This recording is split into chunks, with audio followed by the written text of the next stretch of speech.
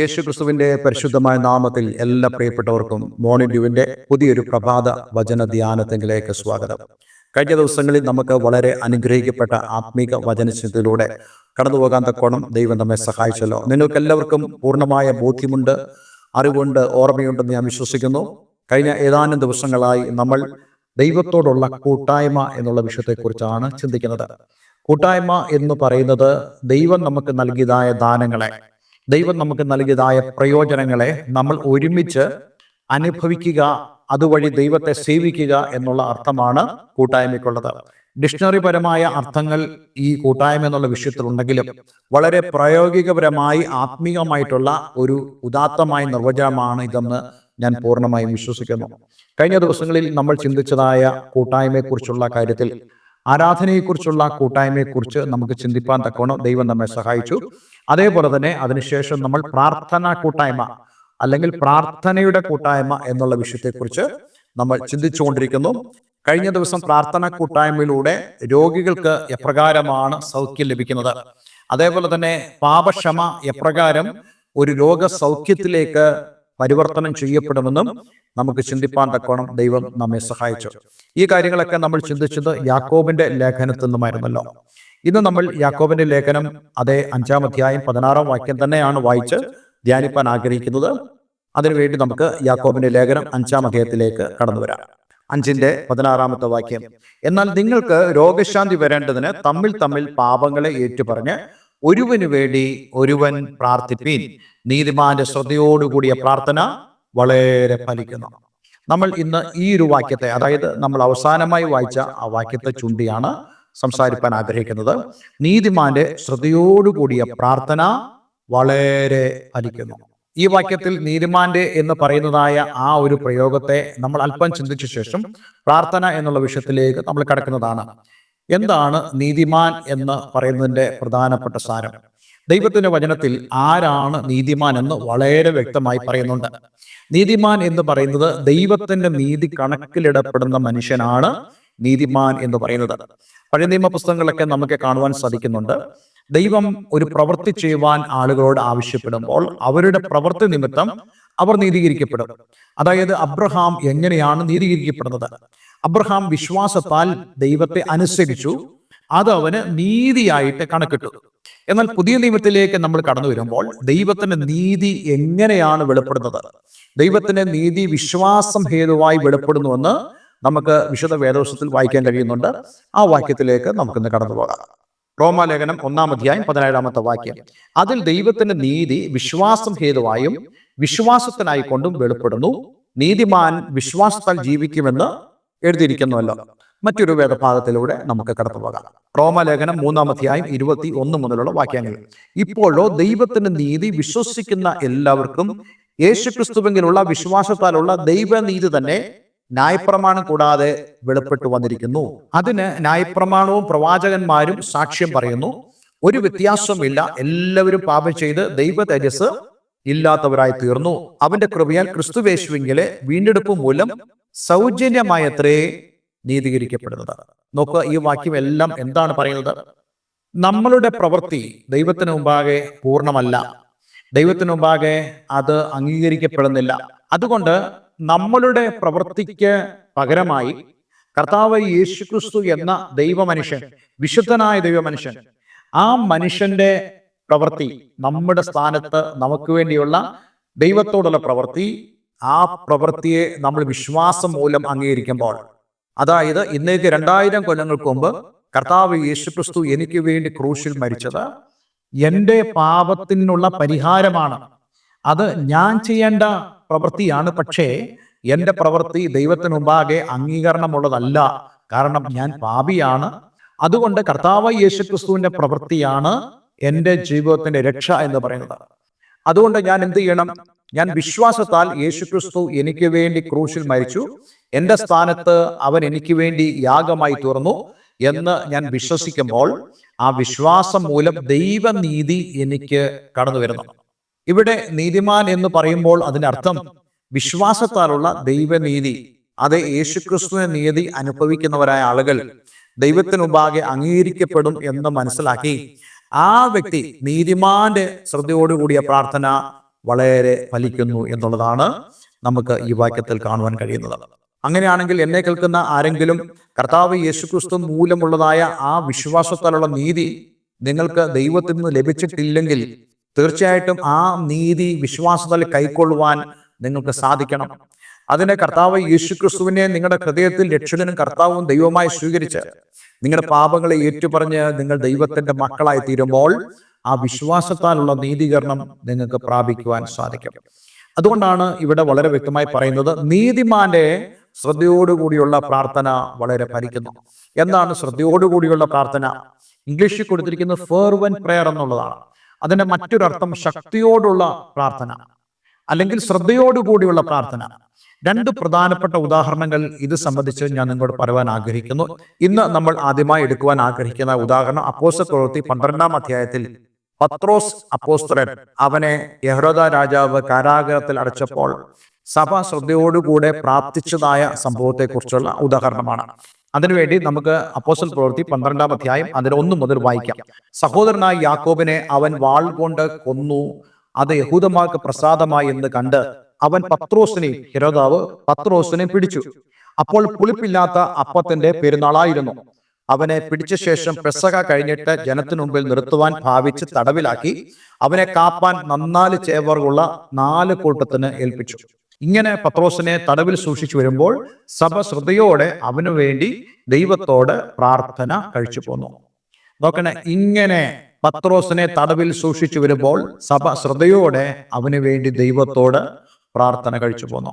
എന്താണ് ഇതിനർത്ഥം? ഇങ്ങനെ തടവിൽ അവനെ സൂക്ഷിച്ചു വരുമ്പോൾ എന്ന് പറയുമ്പോൾ പത്രോസിനെ തടവിലാക്കിയ ആ കാര്യങ്ങളെല്ലാം തന്നെ ഈ സഭ വളരെ നല്ലതുപോലെ അവർ ഗ്രഹിച്ചു. ഇവിടെ തന്നെ പറയുന്നുണ്ട്, 4 ചേവറുള്ള 4 കൂട്ടത്തിന് ഏൽപ്പിച്ചു. അതായത് 16 പട്ടാളക്കാരുടെ കാവലിലാണ് പത്രോസ് ഏറ്റവും അകത്തുള്ള ഇരുട്ടുമുറിയിൽ അവനെ അടച്ചിരിക്കുന്നു. അടുത്ത വാക്യങ്ങളൊക്കെ നമ്മൾ വായിക്കുമ്പോൾ വളരെ വ്യക്തമായി ആ കാരാഗൃഹത്തെക്കുറിച്ചുള്ള പ്രധാനപ്പെട്ട വിവരങ്ങൾ നമുക്ക് കാണുവാൻ സാധിക്കുന്നുണ്ട്. ആ വാക്യത്തിലേക്ക് ഞാൻ നിങ്ങളെ കൊണ്ടുപോകാൻ ആഗ്രഹിക്കുന്നു. വാക്യം 6 നമ്മൾ ഇങ്ങനെ വായിക്കുന്നുണ്ട്, ഹെരോദാവ് അവനെ ജനത്തിനു മുമ്പിൽ നിർത്തുവാൻ ഭാവിച്ചതിന്റെ തലേ രാത്രിയിൽ പത്രോസ് 2 ചങ്ങലയാൽ ബന്ധിക്കപ്പെട്ടവനായി 2 പടയാളികളുടെ നടുവിൽ ഉറങ്ങുകയായിരുന്നു. വാതിലിന്റെ മുമ്പിൽ കാവൽക്കാർ കാരാഗൃഹം കാത്തുകൊണ്ടിരുന്നു. 10-ാം വാക്യം നമ്മൾ ഇങ്ങനെ വായിക്കുന്നുണ്ട്, അവർ 1-ാം കാവലും 2-ാമത്തേതും കടന്ന് പട്ടണത്തിൽ ചെല്ലുന്ന ഇരുമ്പ് വാതിൽക്കൽ എത്തി അതവർക്ക് സ്വതവേ തുറന്നു. അപ്പോൾ ഇതൊക്കെയാണ് കാരാഗൃഹത്തിന്റെ സ്ട്രക്ചർ എന്ന് പറയുന്നത്. ഇതെല്ലാം ഈ സഭയുടെ മനസ്സിലുണ്ട്. സഭയിലെ ആളുകൾക്ക് വളരെ വ്യക്തമായ ഒരു കാര്യം അറിയാം, മാനുഷികമായി തങ്ങളുടെ പാസ്റ്ററെ അല്ലെങ്കിൽ പത്രോസ് അപ്പോസ്തലനെ രക്ഷിക്കുക എന്ന് പറയുന്നത് വളരെ അസാധ്യമായ കാര്യമാണ്. അതുകൊണ്ട് മാനുഷികമായിട്ടുള്ള വിടുതൽ സാധ്യമല്ല എന്ന് മനസ്സിലാക്കിയവരായ ഈ സഭ അവരുടെ പ്രാർത്ഥന ദൈവത്തോടായി. ഒരിക്കലും മാനുഷികമായിട്ടുള്ള വഴികളല്ല അവർ തിരഞ്ഞെടുക്കുന്നത്. കാരണം മാനുഷികമായി അവർ മനസ്സിലാക്കുന്നു ഇത് അസാധ്യമാണ്. അതുകൊണ്ട് തന്നെ ദൈവത്തോട് അവർ ഈ കാര്യങ്ങൾ പറയുക. എപ്പോഴും അങ്ങനെ വേണം നമ്മൾ ദൈവസ്ഥലിൽ ചെല്ലുവാൻ. മാനുഷികമായി പ്രയാസമാണെന്ന് നമ്മൾ വിശ്വസിക്കുന്ന കാര്യത്തിൽ അത് നടക്കില്ല, അത് സാധ്യമല്ല എന്ന് നമ്മൾ കരുതി നിരാശരായിരിക്കാനല്ല ദൈവം നമ്മളെ കുറിച്ച് ആഗ്രഹിക്കുന്നത്. നമ്മെ വിടിവിപ്പാൻ കഴിവുള്ള ഒരു ദൈവമുണ്ട് എന്നുള്ള ചിന്തയിൽ ആ ദൈവത്തോട് നമുക്ക് പ്രാർത്ഥിക്കുവാൻ സാധിക്കണം. ഈ സഭ അങ്ങനെയാണ് പ്രാർത്ഥിച്ചത്. അവർ എങ്ങനെ പ്രാർത്ഥിച്ചു? അവർ ശ്രദ്ധയോടുകൂടി പ്രാർത്ഥിച്ചു. ശ്രദ്ധയോടുകൂടെ അതിനർത്ഥം അവർക്ക് മനസ്സിലായി ഇത് ശ്രദ്ധയോടുകൂടെ പ്രാർത്ഥിക്കാനുള്ള ഒരു സമയമാണ്. അതായത് ദൈവം പത്രോസിന്റെ വിടുതൽ ആഗ്രഹിക്കുന്നു. ദൈവഹിതത്തിനു വേണ്ടി ഏൽപ്പിച്ചു കൊടുക്കുന്ന ഒരു സഭയല്ല നമുക്കിവിടെ കാണാൻ കഴിയുന്നത്. മറിച്ച് പത്രോസിനെ കുറിച്ചുള്ള ദൈവത്തിന്റെ വാഗ്ദത്തം എന്താണെന്നുള്ളത് ഈ സഭയ്ക്ക് നല്ല ബോധ്യമുണ്ട്. എന്ന് മാത്രമല്ല, പത്രോസ് ഇപ്പോൾ യൗവനക്കാരനാണ്.